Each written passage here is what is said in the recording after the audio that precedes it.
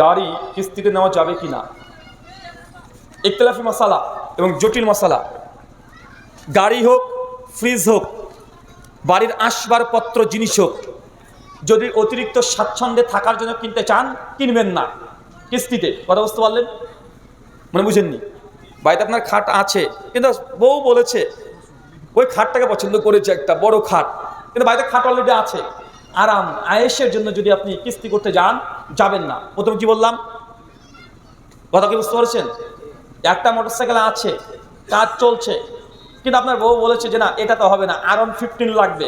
বউকে খুশি করার জন্য কিস্তিতে R115 কিনতে যাচ্ছেন, প্রয়োজন নেই। 2, কিস্তির কয়েকটা কোয়ালিটি হয়। কি হয়?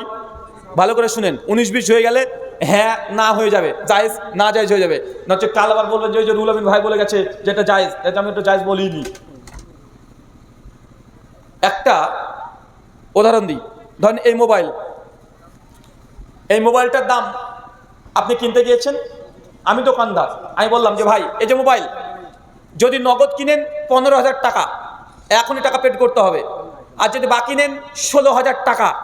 কথা বুঝতে পারলেন? 16,000 টাকা, 1 মাসের মধ্যে টাকা পেড করে দেবেন, 16,000 টাকা। এই যে দুটো দাম আমি ফেলে রাখলাম, একটা নগদ, একটা বাকি।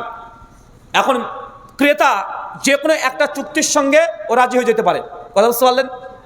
ও বলতো ঠিক আছে ভাই, আমি বাকিটা কিনবো, 16,000 টাকায় দেবো, কিন্তু শর্ত থাকবে না যে 1 মাসের মধ্যে পরে যদি দিতে না পারে তাহলে কোনো ইন্টারেস্ট কাদের চাপবে। এই শর্ত যদি না থাকে তাহলে 16,000 টাকা দিয়ে মালটা বাকিতে বিক্রি করা জায়েজ, কিস্তিতে বিক্রি করা জায়েজ।